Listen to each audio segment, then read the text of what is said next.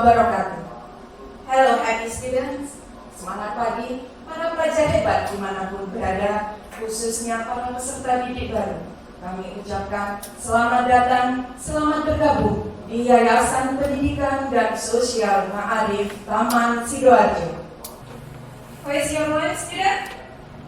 Great, nice, alhamdulillah, senang sekali mendengarnya. Perkenalkan, saya Ustazah Laili Siva akan menemani dalam beberapa menit ke depan. Happy student, di era digital yang sangat akan informasi ini, kita dapat dengan mudah mengakses segala informasi, berita, bahkan ilmu pengetahuan dimanapun dan kapanpun kita berada. Namun terkadang sebagian dari mereka justru mendapatkan informasi yang tidak jelas sumbernya, atau dalam agama kita mengenal istilah tidak jelas sanadnya. Justru dengan ilmu yang tidak jelas sanadnya ini akan membawa kita pada ilmu yang menyesatkan. Nah, pada momen yang spesial ini kita akan sharing-sharing tipis. Kita akan mengupas tuntas tentang sanad keilmuan Nahdlatul Ulama. Tentang apa? Tentang sanad keilmuan Nahdlatul Ulama.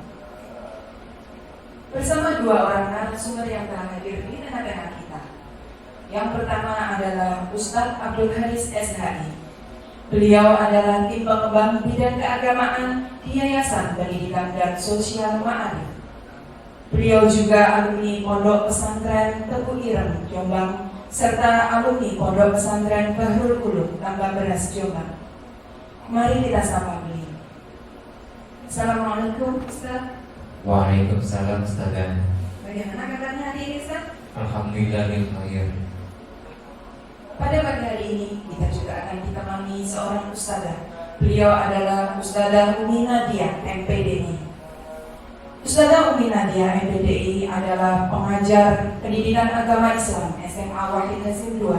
Beliau juga alumni Pondok Pesantren Bahrul Ulum, Tambak Beras, Jombang. Mari kita sapa beliau.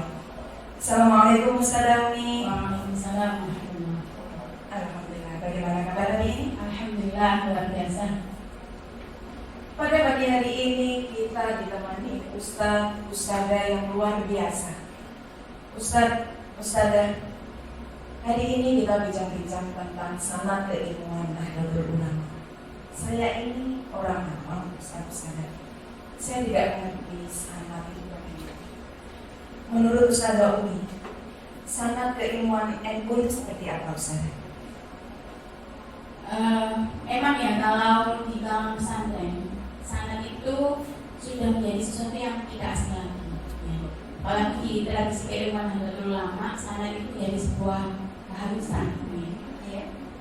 Tetapi ketika kita seringkali berbicara tentang sanad itu, justru terkadang kita lupa untuk mengetahui makna asli dari sanad itu sendiri. Ya. Jadi sanad itu secara bahasa artinya adalah tempat bersandar atau yang menjadi sandaran. Sedangkan dalam ilmu hadis, sanad itu adalah suatu rangkaian urutan yang menyambungkan kita atau yang menyambungkan sunnah itu sampai pada Rasulullah. Nah, disinilah kemudian pentingnya kita bernahdlatul ulama, kita ber-NU. Mengapa kita ber-NU? Karena di Nahdlatul Ulama itu sudah jelas sanadnya dari siapa gurunya. Kalau kita silsilah sanad keilmuan itu sendiri adalah Nahdlatul Ulama bersumber dari para ulama, para kiai, yang itu bersumber lagi kepada guru-gurunya. Yaitu kalau di Nusantara, di Indonesia ada yang namanya Wali Songo.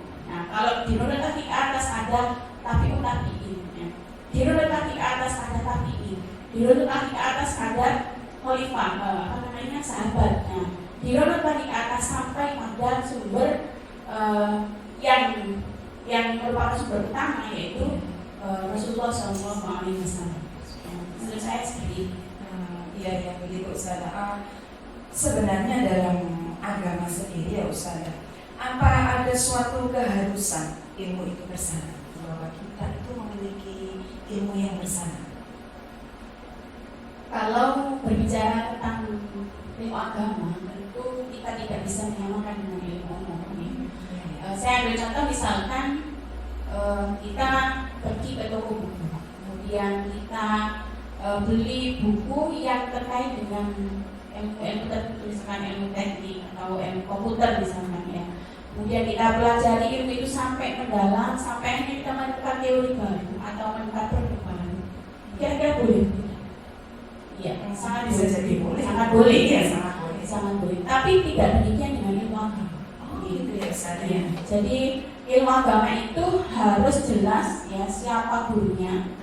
Kalau belajar Al-Quran, contohnya misalkan belajar Al-Quran harus jelas musyafahannya pada siapa. Kalau belajar tasawuf harus jelas siapa maksudnya. Bahkan ada menurut Imam Abu Yazid Al-Bustami itu beliau mengatakan barang siapa yang belajar ilmu agama tanpa seorang guru maka gurunya adalah syaitan. Nah, ini dicontohkan oleh beliau Syekhona Khalil ya, dalam satu kisah diceritakan bahwa Syekhona Khalil yang seorang gurunya Yai Hasyim Asy'ari, beliau sampai datang kepada Yai Hasyim Asy'ari dalam rangka berguru kepada Yai Hasyim Asy'ari untuk mendapatkan sanad ya, sanad tentang kitab Sahih Bukhari. Nah, ini menunjukkan bahwa seorang syekhona saja itu berguru, mencari sanad. Nah, ini menunjukkan bahwa betapa pentingnya sanad keilmuan, apalagi di kalangan nahdlatul ulama. Maka kalau hari ini ada sekelompok orang yang ditanya agamamu apa, ya. Kemudian dia bilang agama saya Islam dok, gak ada ilmu misalkan. Nah, itu yang saya kurang setuju. Kenapa? Karena dalam hal beragama tidak bisa disamakan dengan hal-hal yang lain. Oke, itu. Baik. Berarti sebenarnya gini ya Ustazah, dalam beragama khususnya kita harus memiliki guru yang jelas. Itu intinya. Ya. Masya Allah, luar biasa sekali. Menurut Ustaz Haris bagaimana? Tepat sekali Ustazah. Sampai Imam Malik bin Anas radhiyallahu anhu telah berkata, inna hadzal ilma dinun fanzuru amman ta'uduna dinakum. Sesungguhnya ilmu itu adalah ilmu agama. Maka lihatlah siapa yang kamu ambil ilmunya. Jadi tidak sembarangan yang kita ambil itu. Guru harus jelas itu ya Ustaz. Benar sekali. Baik. Lantas guru yang seperti apa yang bisa mengantarkan kita pada sanad yang bersambung kepada Rasulullah? Ya, seperti dinukil dalam kitab Nifayatul Anbiya dan Sulamul Fudola. Di dalam kitab tersebut ada 7 kriteria tentang ulama. Yang pertama, ulama yang kita anut itu siapa sih? Satu adalah ulama yang sesuai dengan ucapan dan perbuatannya. Kemudian, kalau beliau itu menyuruh meninggalkan sesuatu, beliau terlebih dahulu meninggalkan hal-hal yang dilarang. Terus yang kedua, selalu mendorong kepada muridnya untuk beribadah kepada Allah, bertakarub kepada Allah, dan menghasilkan ilmu yang bermanfaat. Sungguh hati-hati. Dan ketiga, bersikap sederhana dan tidak berlebihan dalam kehidupan. Artinya, bolehlah ulama mempunyai mobil, tapi tidak terlalu berlebihan. Kemudian yang ketiga, yang keempat saja, tidak berpangku pada penguasa, hanya bertujuan untuk sekedar mentaati atau menasihati tentang kebaikan. Bolehlah ulama itu bersilaturahmi atau disilaturahmi oleh penguasa atau kepada penguasa. Itu hanya bertujuan untuk menasihati, bukan untuk meminta-minta. Itu yang kita bedakan seperti itu. Yang kelima itu adalah tidak tergesa memberikan fatwa. Karena apa? Ulama akhirat itu menunggu ulama-ulama yang lain yang lebih ilmunya lebih mendalam daripada beliaunya. Karena apa? Berbeda karena hati-hati, kehati-hatiannya aja. Bukan sedikit langsung berfatwa, bermedsos, kemudian posting tentang fatwanya. Padahal ada yang lebih layak daripada itu. Kemudian selanjutnya yang ke-6, belajar dan mengajar hanya bertujuan untuk akhirat. Tidak, beliaunya itu tidak berefek pada banyaknya murid atau pendukungnya, tidak seperti itu. Dia cuma billahi ta'ala, mencari ridho Allah. Terus yang terakhir itu adalah yang ke-7, selalu berpegangan kepada ajaran Rasulullah, baik secara batin maupun dohirnya. Ya, betul. Karena apa? Karena selama ini orang-orang yang ada di televisi, di tayang-tayang televisi, ulama-ulama yang ditonjolkan di televisi itu adalah ulama yang batinnya, yang dohirnya aja, selalu berkhotbah, ya, kemudian memakai atau membawa tasbih yang besar, selalu bilang ke Arab-Araban atau yang lain seperti itu. Dan di ulama akhir tidak seperti itu. Justru yang didorong itu adalah ilmu batinnya. Karena apa? Karena setiap detiknya di hatinya itu selalu berpikir kepada Allah. Itu yang disampaikan dalam 2 kitab tadi tentang ulama akhirat. Ustaz, kenapa kita itu harus berulama? Dalam artian kita harus sami'na wa ata'na pada ulama. Iya, karena ulama itu adalah apa yang dalam sebuah hadis, al ulama warasatul anbiya. Nanti ketika di hari kiamat itu syafaat itu tidak ada di kanjeng Nabi yang Muhammad, ya, tapi juga ulama-ulama akhirat yang tadi yang kita sebutkan tadi itu juga bisa memberikan pertolongan kepada pengikutnya. Nah, ini ada cerita yang menarik juga tentang ulama, kenapa kita harus berulama, ya. Dalam sebuah cerita yang diceritakan oleh Asy-Syaikh Abu Hasan Asy-Syadili radhiyallahu anhu, ketika beliau itu bermimpi, dalam mimpinya itu melihat ada sebuah segerombolan para nabi, ya, dan para ulama di situ, ya.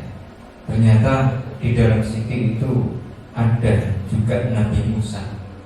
Nabi Musa itu bertanya kepada Nabi, wahai Nabi, jenengan pernah berkata, pernah bersabda, al ulama ummati, ulama ummati ka'anbiya dari Israel. Ulama umat jenengan itu setara dengan para nabi di Bani Israel. Apakah benar? Jawaban kanjeng Nabi, ya benar. Contohnya gimana? Kemudian beliau menunjuk seorang yang namanya Al-Imam Al-Ghazali, ya. Itu dia ulama salah satu. Kemudian dipanggil sama kanjeng Nabi, hai Al-Ghazali, kesini. Ini beliaunya Nabi Musa itu ingin tahu apakah dawuh saya itu benar atau tidak. Akhirnya kemudian mohon izin kanjeng Nabi, saya mau tanya ulama yang jenengan tadi sabdakan. Kemudian Al-Imam Al-Ghazali diberi pertanyaan kepada Nabi Musa, man anta, siapa kamu? Jawabannya tidak langsung Al-Ghazali, tidak. Dengan sederet namanya, nama ayahnya, nama buyutnya, sampai terakhir nama kampung-kampungnya itu disebutkan semua. Kemudian Nabi Musa mendengar seperti itu langsung, saya tadi kan tanya cuma, namamu siapa? Gitu aja. Jawab aja Al-Ghazali. Atau seperti ini, namamu kamu?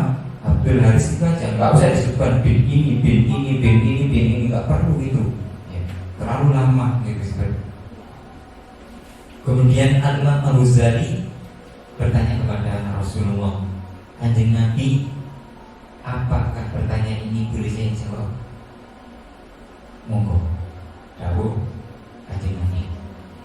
Kemudian Al-Imam Al-Ghazali itu menjawab,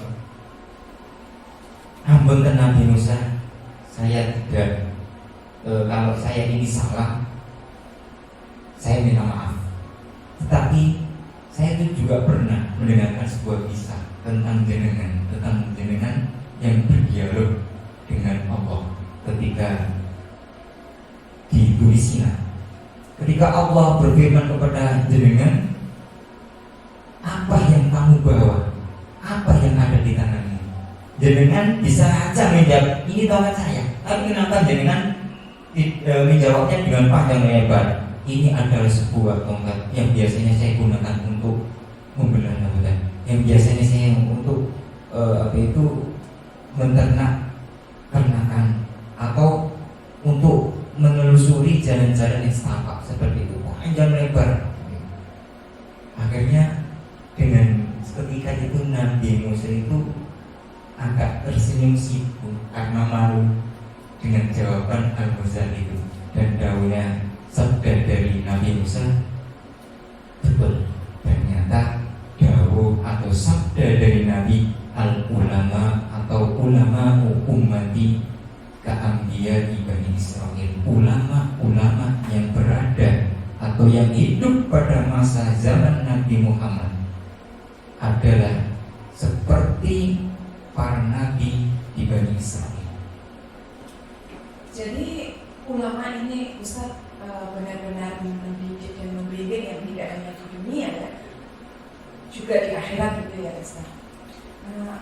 Menurut Ustaz Dami, bagaimana Ustaz Dami hal yang seperti ini? Ya memang di kalangan Nahdlatul Ulama itu ada satu ajaran ya, ajaran keharusan untuk sami'na wa ta'na terhadap guru atau ulama. Maka tidak dibenarkan kita langsung belajar langsung kepada Al-Quran dan hadis. Bagaimana yang mungkin sebagian orang ada yang mengatakan kita tidak perlu belajar, kita tidak perlu belajar melalui guru, kita cukup belajar itu dari Al-Quran ya. Dari Al-Quran belajar langsung dari Al-Hadis atau As-Sunnah. Maka pertanyaannya adalah, apakah kemampuan kita itu cukup ketika kita langsung belajar pada Al-Quran? Padahal Al-Quran itu kalau kita nyantri saja itu tidak cukup setahun, 1 tahun, 2 tahun, sampai bertahun-tahun itu pun kita tidak akan selesai mempelajari Al-Quran. Apalagi bagi orang-orang yang awam seperti kita, langsung belajar tidak melalui guru, tidak melalui ulama, tidak melalui kiai, tapi langsung pada Al-Quran dan Al-Hadis. Itu tidak dibenarkan, tidak dibenarkan kalau di tradisi keilmuan Nahdlatul Ulama. Jadi yang jelas ketika belajar tentang agama harus jelas sanatnya, bagian. Apakah hal itu hanya sebatas pada agama? Bagaimana dengan informasi atau keilmuan lain? Apakah juga harus bersama itu Ustaz? Kalau kita bertanya apakah ini berlaku pada informasi atau berita atau hal-hal yang lain, memang kalau kita berbicara ilmu itu kan spesifik, kita seperti yang saya katakan tadi hanya sebatas ilmu agama. Tapi kalau dilihat dari keharusan bersanad, ya sebaiknya memang diterapkan dalam hal-hal yang lain. Contoh misalkan kita mendapatkan berita, ya, apalagi sekarang media sosial itu kan jumlahnya tidak terhitung, yang banyak sekali yang kita dapat, kita update setiap hari, kita mendapatkan hal itu sangat banyak sekali. Nah, tetapi apakah kemudian semua ini kita terima? Nah, disitulah kemudian perlunya ada pengetahuan kita tentang sanad keilmuan, atau kembali lagi apakah sumbernya ini jelas atau tidak, dari orang yang bisa dipertanggungjawabkan keilmuannya atau tidak, dipertanggungjawabkan kebenarannya atau tidak, seperti itu. Berarti ini anak-anak muda ini wajib tahu ya, tidak hanya sekedar ngasal ngetik, ngasal nge-share gitu ya Ustaz ya. Nah, berbicara tentang berita yang ngasal nge-share itu Ustaz atau berita tentang hoax, ini adalah yang benar. Mari kita lihat.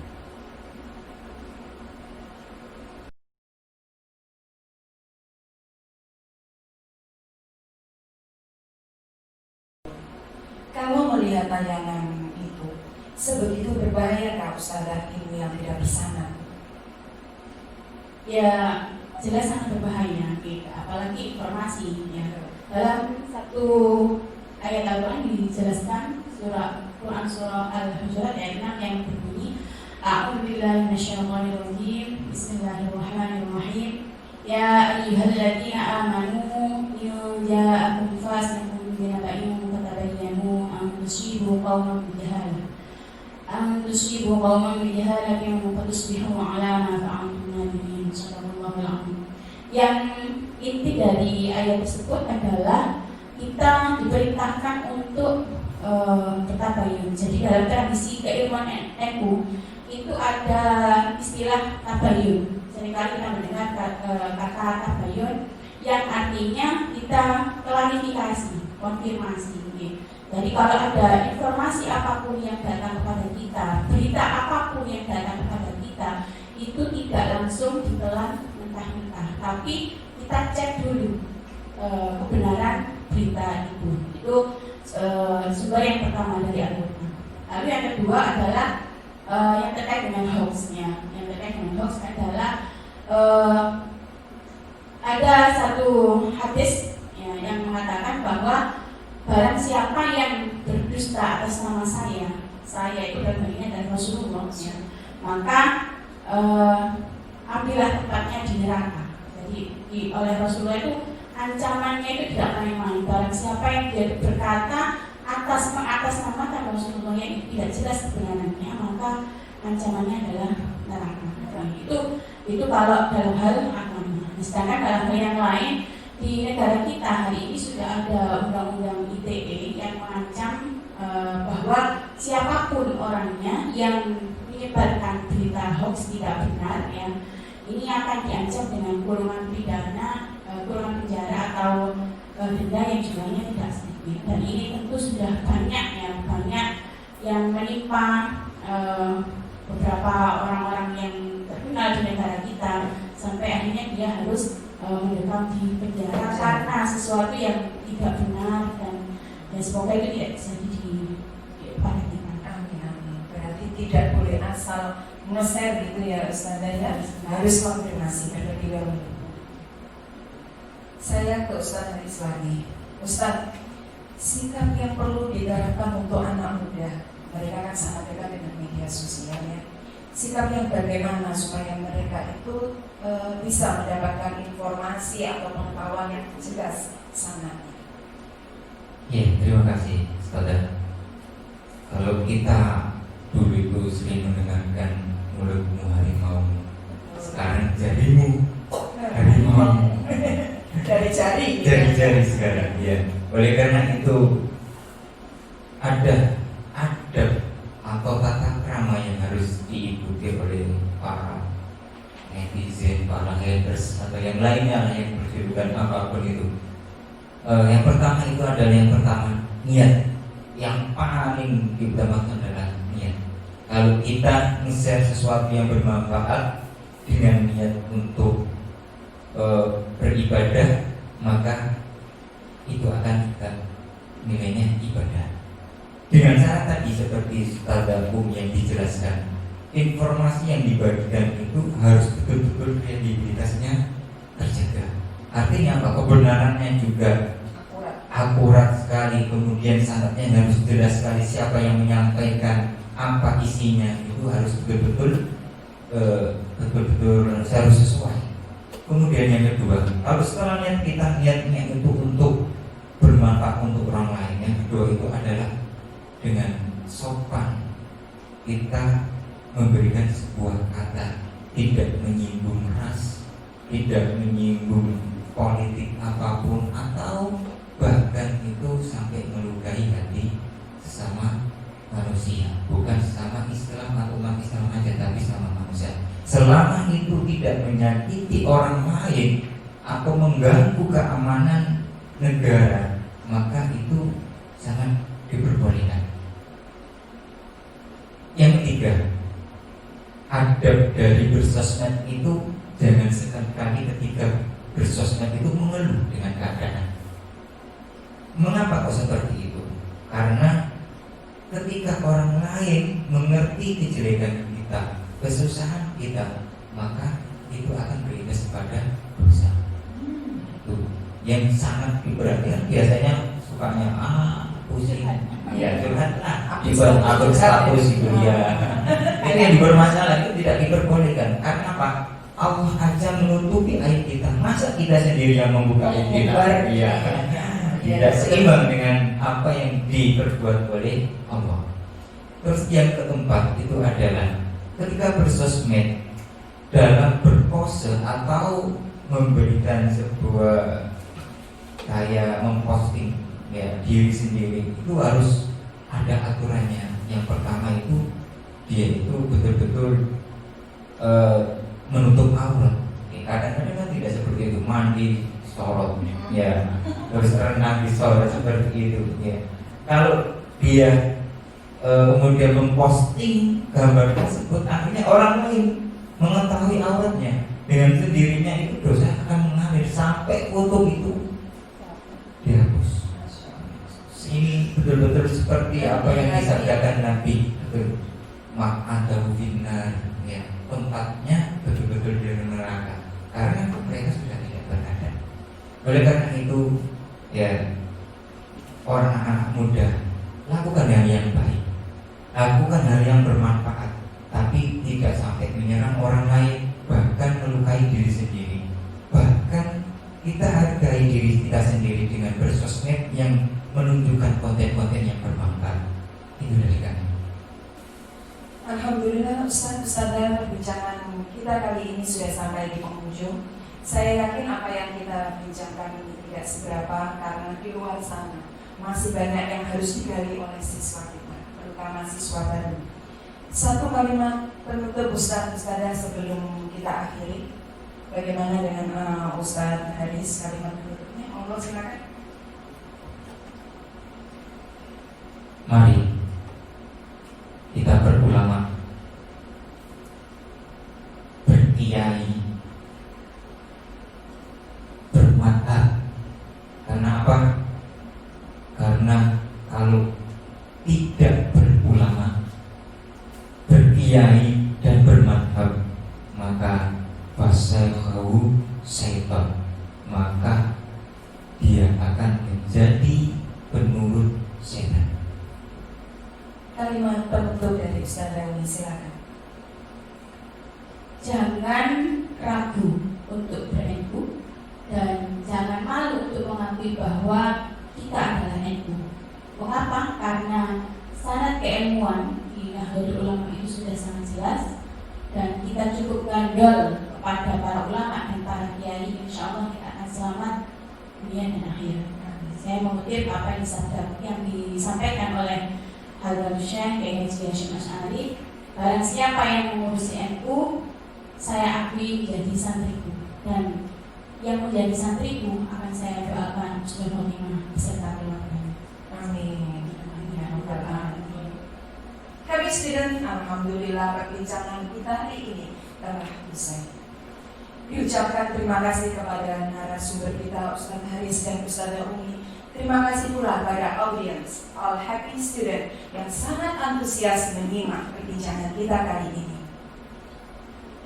Saya Ustazah Lain Siva mohon undur diri. Terima kasih atas perhatiannya. Terakhir dari saya, jalan-jalan beli pompa, jangan lupa beli sepatunya. Hai teman-teman, sampai jumpa di materi selanjutnya. Wassalamualaikum warahmatullahi wabarakatuh.